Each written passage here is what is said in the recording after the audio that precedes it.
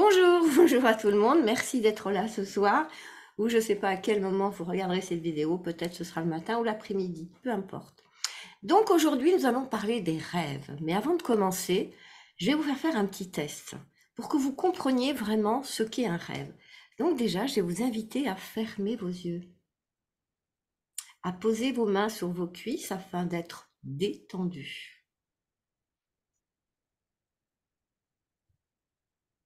Et vous allez simplement vous poser en conscience avec votre corps physique. Vous allez partir de vos pieds et puis vous allez remonter tranquillement jusqu'au sommet de votre tête. Observez votre corps dans sa globalité.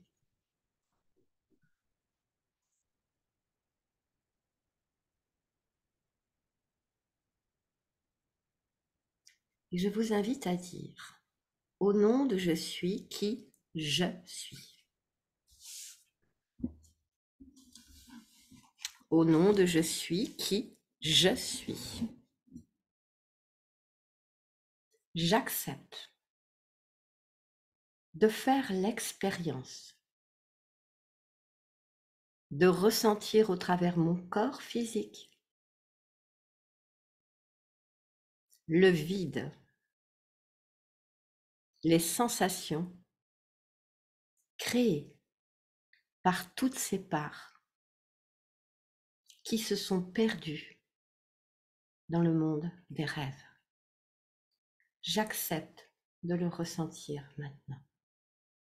Et vous observez votre corps, les sensations dans votre corps. Alors pour certaines personnes, je ressens des douleurs au niveau des épaules.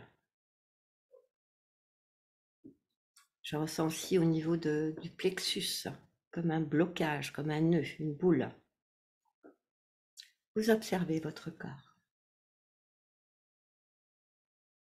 Ce petit exercice, il est important parce qu'une fois que vous aurez fait l'atelier, on recommencera et vous verrez que vous êtes complet et complète.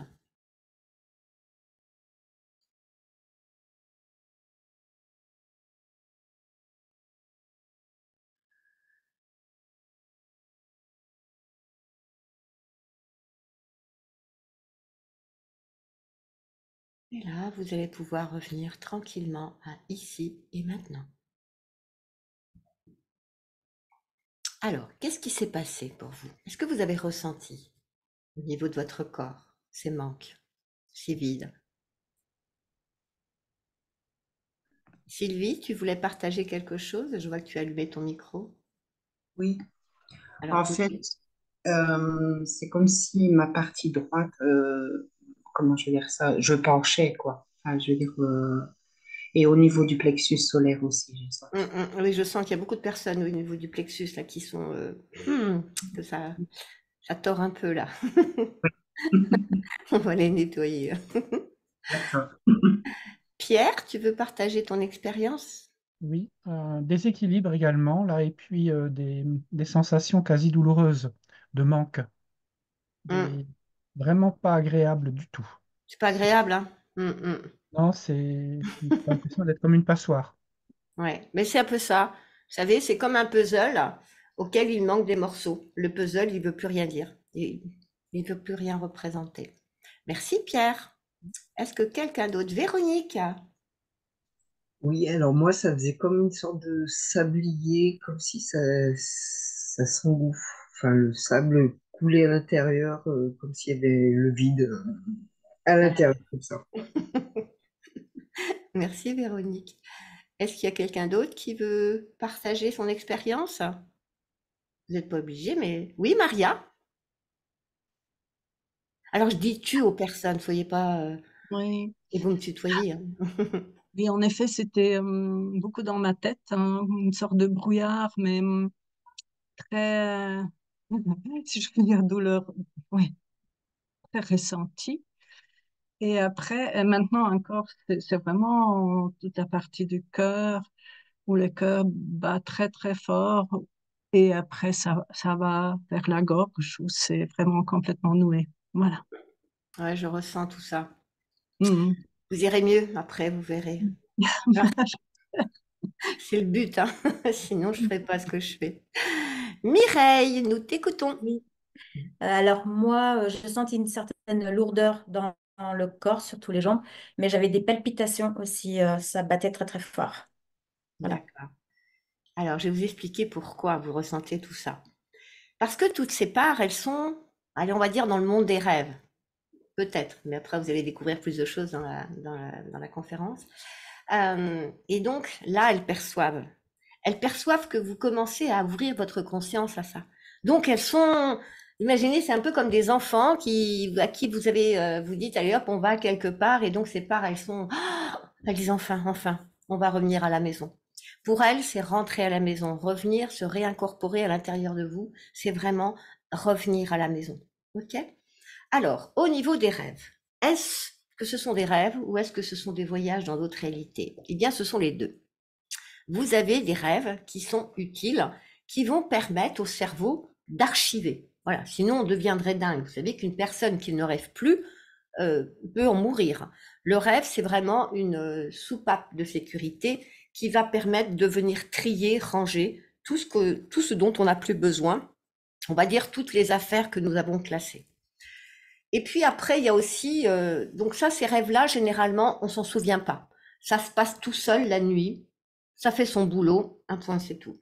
Après, vous avez une autre sorte de rêve quand on a un problème, on rencontre une difficulté dans la vie, mais le rêve va nous permettre, enfin, c'est pas qu'il nous permet, mais il nous garde dans le problème. C'est-à-dire que la nuit, on va rêver de son problème.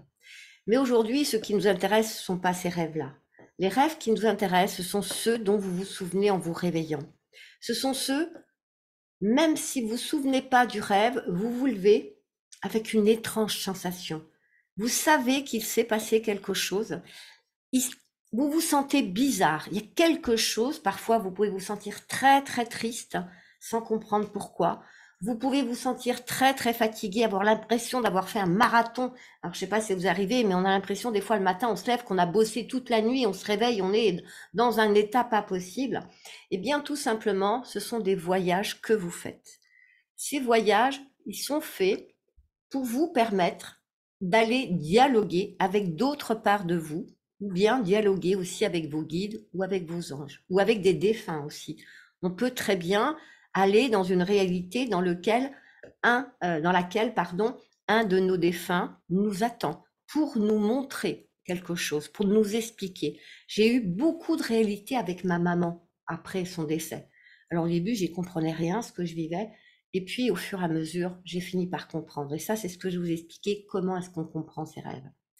Donc on part dans des réalités, c'est-à-dire qu'il y a une partie de nous qui va partir à la recherche d'une solution à un problème qui est récurrent dans la vie. Pas le petit problème qui apparaît comme ça un matin et puis qui disparaît. Vraiment un problème récurrent. Par exemple, toute votre vie, vous avez vécu les mêmes schémas relationnels en amour, en amitié ou professionnel. À chaque fois, ça se termine pareil.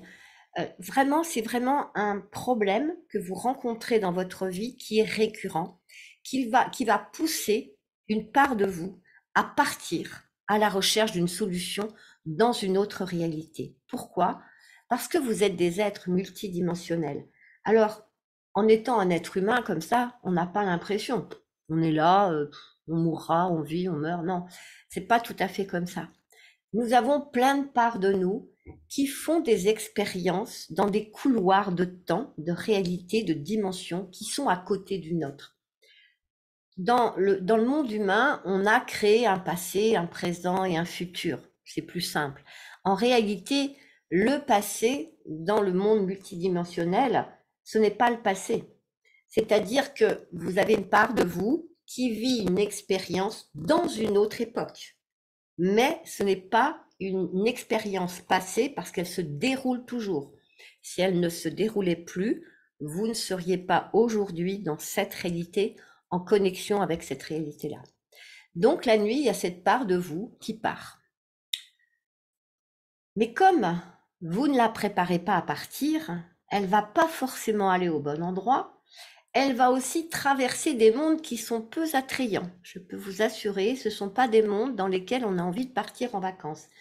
Parce que on parle beaucoup des mondes angéliques, des archanges et ceci, avec les petits oiseaux, les petits papillons et tout. Ce ne sont pas les seuls mondes qui existent, détrompez-vous. Il y a beaucoup de mondes parallèles. Nous, les humains, on a tendance à croire qu'il n'y a que nous qui existons sur la planète ou dans l'univers. Non. Il y a d'autres civilisations, il y a beaucoup, beaucoup de mondes. Et parfois même, vous pouvez, dans un rêve, vous retrouver dans une scène de guerre, par exemple. Et là, le lendemain, par exemple, vous allez vous réveiller et puis vous allez avoir des souvenirs, pas forcément de votre rêve, mais d'un seul coup, sans savoir pourquoi, vous allez penser à la guerre, à des massacres, tout simplement parce que dans la nuit, vous avez pu aller dans ce type de réalité. Aller dans ce type de réalité, c'est pas très sympathique. Parce que déjà, vous pouvez revenir avec ce qu'on appelle des armes éthériques. Donc ça aussi, hein, pendant l'atelier, on ira nettoyer ces armes éthériques. Hein. Imaginons, vous arrivez à l'époque du Moyen-Âge. Allez, on va aller avec les chevaliers et tout, c'est quand même plus sympa. Et puis vous arrivez, vous êtes dans cette réalité, et il y a un duel entre deux individus. D'accord? Un duel à l'épée. Et puis vous, vous arrivez un petit peu, vous savez, comme les visiteurs, vous avez vu ce film-là, quand ils arrivent dans notre réalité, c'est un peu comme ça. Et puis au moment où il y en a un qui veut mettre un coup d'épée à l'autre, vous passez à ce moment-là. Et là, et c'est pour ça que le lendemain, vous pouvez vous réveiller avec une douleur. Vous ne comprenez pas d'où elle vient, et c'est une douleur qui est apparue comme ça, soudainement, et vous n'arrivez pas à trouver de solution à cette douleur. Vous allez voir des ostéopathes, vous allez prendre des médicaments, mais cette douleur persiste. Tout simplement, c'est ce qu'on appelle une arme éthérique. Donc, pour partir, pour préparer sa nuit, il est important d'être dans cette conscience que vous êtes là aujourd'hui dans une expérience terrestre, mais que vous avez d'autres parts de votre âme qui vivent d'autres expériences terrestres. Et ce qui est intéressant, c'est que vous avez des parts qui, comme vous, vivent peut-être la même expérience qui n'a pas de solution et qui se répète encore et encore, mais vous avez également des parts de vous qui ont trouvé la solution et qui vivent peut-être une relation harmonieuse, ou peut-être qui vivent dans l'abondance, ou peut-être qu'elles ont réussi en tant que, j'en sais rien, musicien, musicienne, peu importe. Il y a toutes sortes d'expériences. Donc, comment est-ce qu'on fait pour aller dans ce monde sans se tromper de monde, sans aller traverser des mondes peu sympathiques avec lesquels on peut revenir chargé? Alors, on peut avoir des entités, par exemple, qui s'accrochent à vous. Il peut y avoir des armes éthériques. Et puis, vous pouvez aussi ramener une âme, un esprit qui s'accroche à vous. Donc, c'est pas très cool, ça non plus. Parce que quand vous avez un esprit qui vous colle au basket, c'est pareil. Vous êtes plus vous-même. C'est-à-dire qu'il y a une part de vous qui a été, dont l'esprit s'est approprié. Donc, pour éviter toutes ces petites choses, ces désagréments de voyage, on va dire, comme il n'y a pas de, ça n'existe pas encore les agences de voyage des rêves, on va peut-être en créer une, on se prépare. Et comment est-ce qu'on se prépare? Déjà, la première chose à faire, c'est de vous procurer un cahier qui s'appelle le cahier des rêves. C'est vous qui avez créé votre cahier, le cahier des rêves. Et ce cahier, je vous invite vraiment à le poser à côté de votre lit. Et le soir, vous allez dans votre lit et avant de vous endormir, vous allez écrire la problématique qui vous tourmente. Mais sans essayer de trouver la solution. Vous allez l'écrire de façon simple. Par exemple, si on parle, parce qu'en ce moment il y a beaucoup de gens qui me parlent de l'amour, donc on va parler, j'arrive pas à trouver un compagnon ou une compagne. D'accord? Donc là, vous allez écrire, je n'arrive pas à trouver un compagnon ou une compagne. Vous allez écrire exactement ce qui est, avec vos mots simples, sans aller mettre de floriture et tout, on s'en fiche de tout ça. Et vous l'écrivez. Ça, c'est important de l'écrire. À la main, pas sur un ordinateur. Je vous explique pourquoi. Quand vous tapez sur un clavier, vous tapez avec deux mains, d'accord? Et il y a quand même de l'électricité, il y a de l'électronique, enfin, il y a beaucoup de petites choses quand même. Alors que quand vous écrivez, vous voyez ça? Ok? C'est un lien direct avec votre partie subtile, avec votre intuition. Donc écrire à la main, est beaucoup plus profitable que d'écrire sur un ordinateur. Donc, vous avez écrit votre problématique et ensuite, vous allez vous préparer. Alors, pour se préparer, après, pendant l'atelier, je vous donnerai des petites techniques, comment faire, les phrases à dire, comment se préparer. Et ensuite, vous allez vous endormir. Vous allez aller dans une réalité, peu importe. Et quand vous allez vous réveiller, généralement, on se réveille au moment de ce rêve. Il y a un réveil dans la nuit. Alors, on a tendance à se dire, oh, je me rendors, il est trop tôt. Non, prenez 5 minutes pour écrire ce dont vous vous souvenez. Parce que souvent, on se dit, oh, je m'en souviendrai demain. Mais bien souvent, le matin, on se lève, on a encore le rêve dans la tête et il s'enfuit. Donc, si vous vous réveillez dans la nuit juste après ce rêve, écrivez-le tel que vous vous en souvenez. Sans rajouter quoi que ce soit. Même si ça n'a aucun sens, vous écrivez tel que c'est. Et après, vous allez vous rendormir parce que comme vous l'avez écrit, ce rêve, cette part de vous va être tranquille. Elle va se dire, ouf, elle a reçu le message. Parce que bien souvent, on veut absolument se rendormir. C'est vrai, il est qu'1h du matin, c'est pas vrai, on râle, on va se retourner. Et c'est normal. Parce que si c'est vos guides qui vous ont invité, si vous avez demandé à aller dans une école ou aller visiter un guide ou aller dans le centre du pardon, le centre de la résurrection, enfin après on verra tout ça. Si vous en souvenez pas, si vous prenez pas le temps de noter le message, cette part de vous, elle veut rester éveillée pour justement se souvenir. Donc, prenez 5 minutes et vous écrivez. Et vous allez voir, vous allez vous rendormir tout de suite derrière. C'est ça qui est magique. Et puis ensuite, le matin, vous allez vous réveiller. Et peut-être qu'au réveil, vous allez encore avoir des souvenirs. Peut-être que à ça, après votre réveil et quand vous êtes endormi, clac, vous êtes reparti. Donc, vous allez avoir de nouvelles informations. Donc, à ce moment-là, vous allez également les noter. Mais dans votre lit, ne vous dites pas, je me lève, je prends ma douche, je vais prendre mon café, parce que vous ne vous en souviendrez plus. Ça aura été balayé et c'est dommage. Donc, une fois que vous avez écrit tous vos rêves, vous allez prendre le temps de les lire. Puis là, vous allez vous dire, ouf, c'était plutôt un cauchemar, mon truc. Mais peu importe. Dites-vous que quand on fait un rêve, tous les protagonistes qui sont dans le rêve sont en lien avec vous. Ce sont des parts de vous. Et ce qui est important quand vous allez regarder, lire, au début, vous n'allez peut-être pas le comprendre. C'est pas grave. Vous le lisez, vous fermez le cahier, vous reprenez votre vie. Peut-être que ce rêve que vous avez fait, peut-être que vous allez en comprendre le sens 1 mois, 6 mois, 1 an, 10 ans plus tard. C'est pas grave. Le principal, c'est de comprendre. Donc, pour décrypter votre rêve, vous avez une seule question à vous poser quand vous le lisez. Qu'est-ce que ça veut dire pour moi? Qu'est-ce que ça veut dire pour moi? Qu'est-ce que ça représente? Par exemple, imaginons un instant, je vais vous raconter un rêve que j'ai fait il y a 20 ans. Ouais, ça fait 20 ans maintenant, waouh, ça passe. Et que j'ai compris il y a 5 ans. Vous voyez? Rien déjà. Moi, les cahiers des rêves, je pourrais faire des romans avec mes cahiers de rêves, parce qu'il y en a vraiment certains, je peux vous assurer qu'ils se sont dit, c'est bizarre. Mais parce que ce ne sont pas des rêves, ce sont des réalités dans lesquelles on va. Eh bien, dans ce rêve, dans cette réalité, je marchais sur une route, c'était le soir à la nuit tombée, et c'était une route avec des arbres de chaque côté. J'étais pas vraiment rassurée sur cette route, elle était vraiment déserte. Et puis d'un seul coup, en face, sur l'autre côté, j'ai aperçu un loup qui n'avait pas l'air très très sympathique. Donc j'ai commencé vraiment à avoir peur. Et puis j'ai continué d'avancer et ce loup a continué d'avancer et s'est transformé en chien. Bon, ok. Donc j'ai continué d'avancer et au loin, j'ai vu que le loup traversait pour venir de mon côté.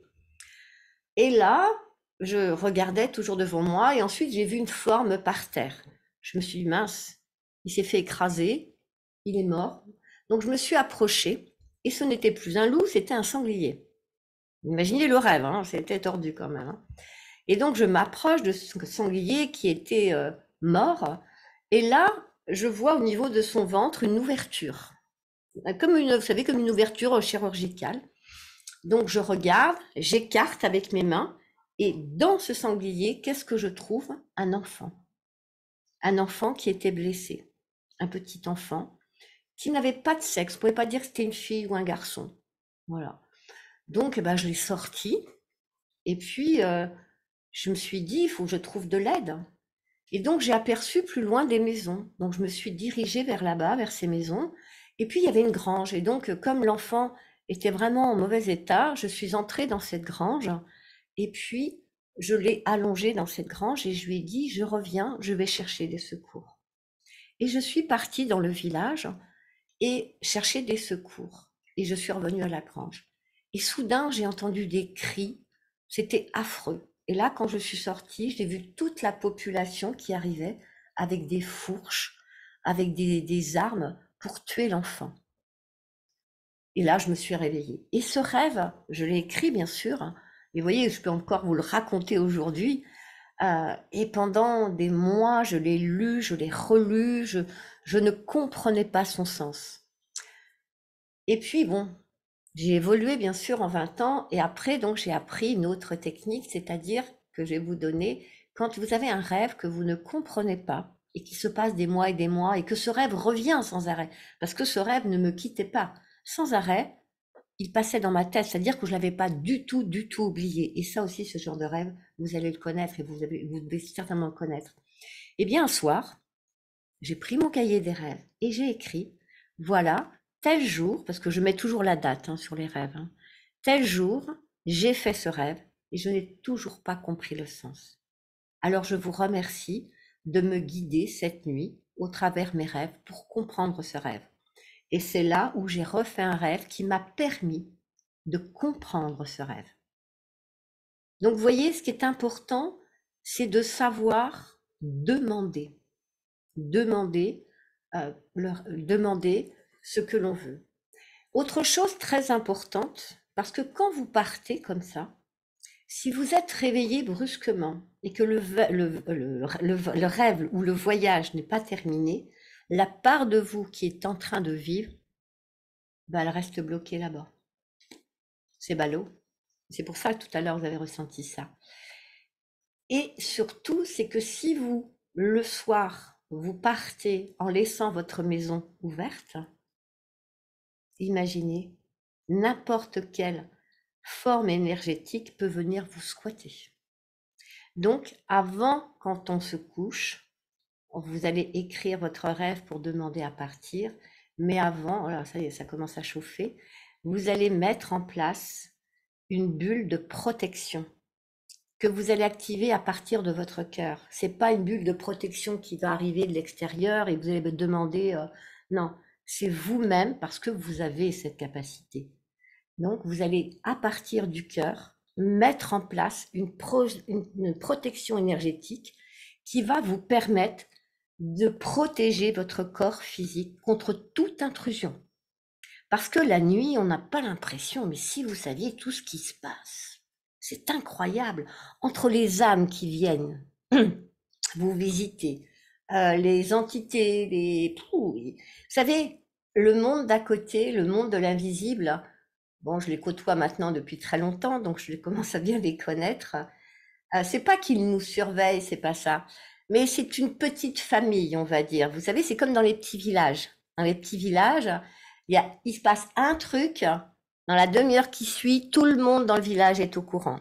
Dans les mondes de l'invisible, c'est exactement pareil. C'est-à-dire qu'ils savent exactement à quel moment il y a des personnes qui quittent leur corps pour aller dans d'autres réalités. Parce qu'ils adorent venir squatter. Vous imaginez pour eux, c'est tout bénef, il n'y a personne pour les mettre dehors. C'est comme si vous partiez de chez vous en laissant votre maison, vous laissez tout ouvert, les fenêtres, les portes et vous partiez. Quand vous allez revenir, vous risquez d'avoir des visiteurs à la maison. Donc c'est le même principe. Et c'est pour ça qu'il est important le soir de bien se protéger, de bien se créer, protéger votre enveloppe charnelle, votre enveloppe terrestre, pour éviter de vous faire squatter. Si vous saviez le nombre de personnes que j'ai en soins privés qui ont des problèmes depuis des années, tout simplement parce qu'ils ont des squatteurs ou des âmes accrochées à eux. C'est énorme. énorme. Vous enlevez ça et ça y est, la personne retrouve la santé immédiatement. Donc ça, c'est vraiment important d'être dans de savoir se protéger. C'est important. Et puis ensuite, bien demander où vous voulez aller. Quand vous posez votre intention, demandez, soyez clair dans votre intention. Parce que si vous n'êtes pas clair, vous risquez d'aller, par exemple, dans une réalité où une part de vous vit la même chose que vous, mais en pire. Donc là, qu'est-ce qui va se passer? Vous allez créer un lien avec cette réalité et cette part de vous qui vit un calvaire encore pire que le vôtre, par ce lien énergétique, va venir vous alimenter. Donc ce qui est important, c'est quand le matin, vous allez vous réveiller, c'est de bien penser à rappeler tout le monde, c'est-à-dire à réintégrer les parts de vous qui ont pu partir dans la nuit de façon consciente ou inconsciente. Parce que parfois, vous avez des parts de vous qui s'en vont la nuit que vous ne leur avez pas demandé. Et surtout, ce qui est important, c'est d'aller fermer les portes, les portails qui ont été ouverts. Et puis, surtout, d'aller dissoudre toutes les connexions qui ont été créées. Parce que toutes les connexions, nous créons des liens. En ce moment, là, on est en train de créer des centaines de liens les uns avec les autres. Donc, tous ces liens, à un moment donné, quand on a trop de liens, eh bien, on est vraiment chargé.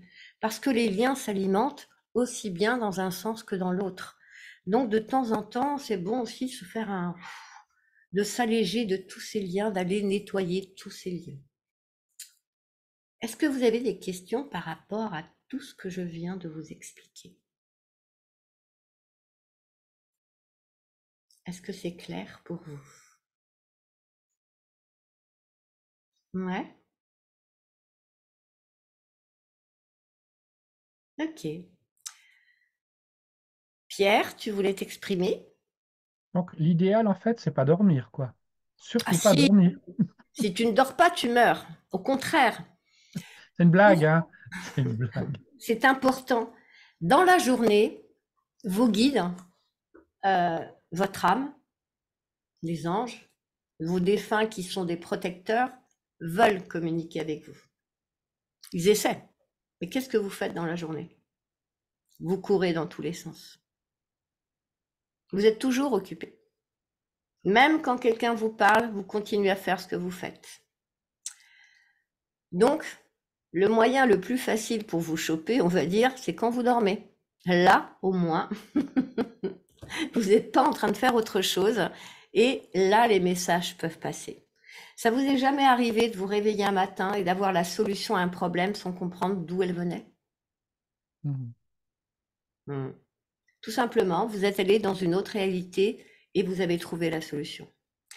Vous savez, quand on vient s'incarner, on a l'impression toute notre vie qu'on est seul, hein. Mais c'est pas vrai, on n'est pas seul. C'est qu'on ne sait pas comment demander de l'aide, hein.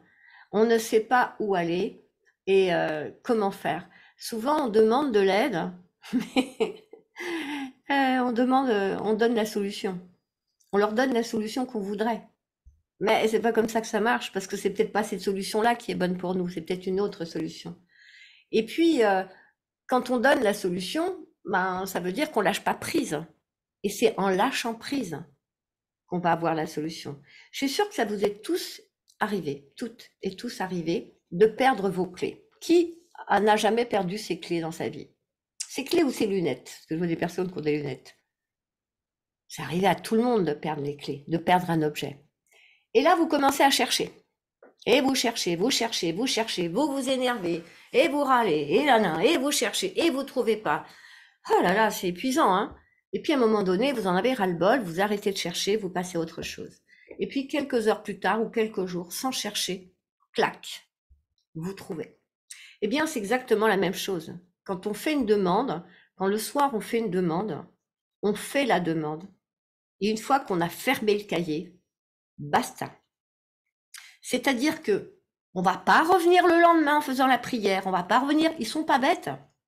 Vous savez, quand j'entends des gens dire il faut faire des prières, 20 prières par jour pendant 20 jours, ça veut dire qu'ils sont stupides, on les croit stupides. On croit qu'ils sont pas capables de comprendre ce dont on a besoin. Ça sert à rien. Si je fais 20 fois la demande, ça veut dire que j'ai aucune confiance. J'ai pas confiance.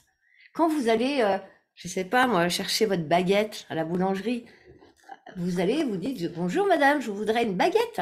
Vous n'allez pas lui dire 20 fois madame, je veux une baguette, madame, je veux une baguette, madame, je veux une baguette. Vous allez lui dire une fois et vous avez votre baguette. Et bien là, quand on fait des demandes, c'est exactement la même chose. Si on fait une demande et qu'on la recommence tous les jours, tous les jours, tous les jours, tous les jours, ça veut dire qu'on n'a pas confiance.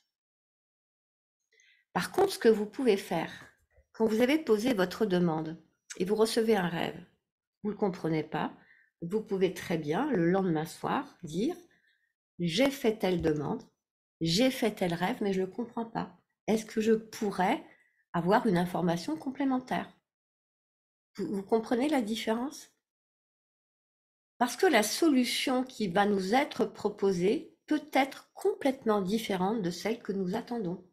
Je me souviens d'un monsieur, je me souviens bien lui, il voulait gagner plus d'argent. Alors il vient me voir, mais j'ai dit, écoutez, moi je suis pas une magicienne, hein. Je fais des soins, mais de là, je dis peut-être, donc en effet, il y avait un blocage, ce monsieur, par rapport à l'argent. Et donc, je fais le soin, etc. Une semaine plus tard, il m'appelle dans une colère noire. Il me dit, bah, voyez, hein, ah bah, j'ai été licencié. Ah, puis il était en colère, je peux vous assurer. Il me dit, eh ben, écoutez, peut-être que c'était la solution. Alors, il m'a raccroché au nez, hein, je vous dis pas, avec quelques petites insultes sympathiques. Et puis, 3 mois plus tard, il m'appelle pour me présenter ses excuses et me remercier. Je me souvenais même plus de lui, hein, sincèrement, donc il me rappelle un petit peu les faits. Et donc ce monsieur, après son licenciement, donc il a retrouvé un travail où il était payé le double au même poste. Donc vous voyez, la solution, c'était pas d'avoir l'augmentation dont il rêvait dans son entreprise, c'était de partir de cet emploi pour trouver un nouvel emploi. Et donc comme il n'avait pas le courage de démissionner, l'univers s'en est chargé, il a été licencié. Donc tout ce qui nous arrive peut nous paraître injuste, mais en même temps, c'est qu'il y a quelque chose d'autre qui va se présenter à nous. Et ça, c'est important de le garder quand on veut travailler avec les rêves, parce que parfois, dans les rêves, on va vous montrer la solution qui est la mieux pour vous. Ah, mais vous n'en voulez pas du tout. Imaginez, vous avez un problème avec votre conjoint, votre conjointe, et vous faites la demande. Et dans le rêve, dans la réalité, on vous montre la séparation. Oh, non, c'est hors de question, je veux pas le quitter, je veux pas la quitter, je veux rester. Donc vous continuez cette relation qui vous rend pas heureuse, qui vous rend pas heureux. Et puis vous refaites une demande, et puis à chaque fois on vous montre que de toute façon, la meilleure des solutions, c'est la séparation. Eh bien, soit c'est vous qui allez prendre cette décision de quitter l'autre, ou c'est l'autre qui va vous quitter. Eh bien, dans ces cas-là, réjouissez-vous. C'est parce qu'on vous propose quelque chose de mieux pour vous. Je dis pas dans la personne, mais une relation qui sera meilleure pour vous. Donc, quand on travaille avec les rêves, très souvent, la réponse que vous allez avoir dans vos rêves ne va pas correspondre à vos attentes. Mais c'est pas grave. Faites confiance. Faites confiance à ces réalités dans lesquelles vous allez voyager. Faites confiance en vos guides et faites confiance surtout en votre âme. Elle sait très bien ce que vous êtes venu faire ici, dans quel but et ce dont vous avez besoin. D'accord? Alors, on va passer à la pratique maintenant. Est-ce que vous avez des questions avant que nous passions à la pratique? Parce que quand on va être parti, on ne pourra pas poser de questions en cours de route. Est-ce que pour vous c'est clair, ou est-ce qu'il y avait est-ce que vous aviez d'autres interrogations sur les rêves dont je ne vous ai pas parlé?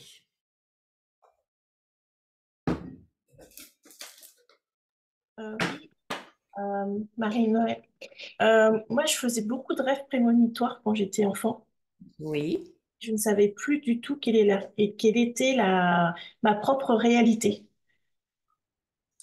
Alors, c'est vrai que je n'ai pas parlé des rêves prémonitoires parce que là, c'était surtout les rêves balades dans les autres réalités.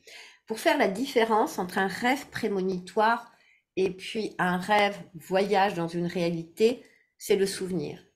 Quand nous faisons un rêve prémonitoire, généralement, dans ce rêve, il y a des individus qui sont réels, des personnes que nous connaissons, enfin des individus que nous connaissons. Et puis surtout, les rêves prémonitoires, ils ne vont pas nous lâcher. Je sais pas si tu te souviens quand tu en faisais. Moi, j'en ai fait beaucoup. Bon, j'en fais encore. Bon, j'ai demandé à en faire moins parce que c'était un peu fatigant, je trouvais. Surtout que moi, je faisais toujours des rêves. Comme je suis une passeuse d'âme, je voyais la mort de mes proches. Donc, à un moment donné, c'est bon, quoi. J'avais pas envie. Et donc, c'est ça la différence, si tu veux. C'est vraiment, quand tu fais un rêve prémonitoire, il ressemble vraiment à notre réalité. Ouais, C'est c'est ça. vraiment, on voit vraiment, moi je me souviens, mon grand-père, quand il est décédé, je l'ai vu se lever, je l'ai vu aller dans la cuisine, tomber, se vider de son sang. Je l'ai vu. Quand mon compagnon est décédé en accident de moto, pareil, hein, j'ai vu cet accident, je l'ai vu mourir. Enfin, donc, les rêves prémonitoires, moi j'ai dit je laisse aux autres, j'en veux plus. C'est trop compliqué à gérer, on va dire. Alors moi, c'était plus des situations de vie. C'est pas forcément la mort, c'était vraiment, je vivais une journée et je la revivais dans la réalité. Et du coup, à chaque fois, je me posais la question, mais je l'ai vécu. J'ai l'impression de revivre Ah, ma ouais. journée Alors, parce que j'ai alors vécu ça, c'est pas tout à fait le rêve prémonitoire. D'accord. Ça, c'est le voyage dans les réalités, c'est-à-dire qu'il y a une partie de toi, et merci de le rappeler parce que je n'allais pas vous en parler, il y a une partie de toi qui est restée bloquée là-bas. Et D'accord. tu vis deux réalités en simultané. Et ça nous arrive, hein, ça arrive à beaucoup de personnes. Vous êtes en train de vivre un moment et d'un seul coup, vous vous dites, mais j'ai déjà vécu ça. C'est Ouais. parce qu'il y a une partie de vous qui est restée et qui est, imaginez que là, on est dans un couloir, puis que là, il y a d'autres couloirs. Eh bien, il y a une partie de vous qui est en train de vivre la même chose que vous. C'est un décalage au niveau de la ligne de temps. Donc, c'est Ok. pour ça que c'est important de bien, de temps en temps, faire un petit tour d'horizon pour ramener tout le monde à la maison. Hum. Ouais, il y en a besoin alors. Ouais, Merci. je t'en prie, Estelle. Véronique, tu voulais dire quelque chose? Ben moi, j'ai très peu de rêves. Voilà, je me souviens pas. Par contre, les matins, comme tu le décris, ou ouah, la tête dans le Ouais. seau, comme on dit et Moi, tout. Voilà. j'ai pas osé dire la phrase, la tête dans Ouais, le... vraiment, ça, j'ai un souvenir, par contre, d'un rêve que j'ai fait quand j'étais petite, enfin, vers l'âge de 8 ans. Je sais pas. J'ai l'impression qu'à partir de ce moment-là, il y a une sorte de coupure de... Tu t'en souviens là de ce rêve? Ouais, je m'en souviens, ouais. Tu veux Je- bien nous le partager ou pas? Ou ça te dérange? Non, ça me dérange pas. Bah, j'étais dans une sorte de chaudron et j'avais la tête en bas avec les pieds et des crocodiles qui me, qui me mangeaient les pieds. Ouais, eh bien, on va aller ramener cette part de là. Ouais, Cette parce part que... de cette petite fille, elle n'est pas là. Elle est restée bloquée dans le monde de la peur, hein. Pardon, excusez-moi, alors je sais pas si tout le monde me connaît, en fait, je me suis même pas présentée, j'ai commencé comme ça, vous avez tous fait des soins avec moi, j'espère, parce que quand je fais des soins, je baille, je rote, enfin bon, c'est pas glamour, mais c'est comme ça. Et là, je la vois, cette petite fille, là. Attends. Oh. Si tu veux, t'es allé dans une autre réalité, où cette part de toi était en train de vivre un truc point sympathique. Et ça, c'est pas cool. Parce que, tu vois, aujourd'hui, Véronique, elle s'en souvient encore. Ouais. Pourquoi? Parce qu'il y a cette part d'elle qui est restée bloquée. Aïe, et puis j'ai mal là. J'ai mal aux épaules. Et il y a cette part d'elle qui est restée bloquée dans ce monde là-bas et elle est terrorisée. Et, oh, mais non, pardon, hein. Je vous donnerai des clés sacrées après, qui seront bien utiles. Vous allez voir, il y en a une qui se présente tout de suite. Alors moi, je les note au fur et à mesure, parce que sinon bientôt, je m'en souviendrai pas. Ok. Bon, Véronique, quand on fera la réincorporation des parts, euh, pense bien à cette petite fille, à la ramener ici.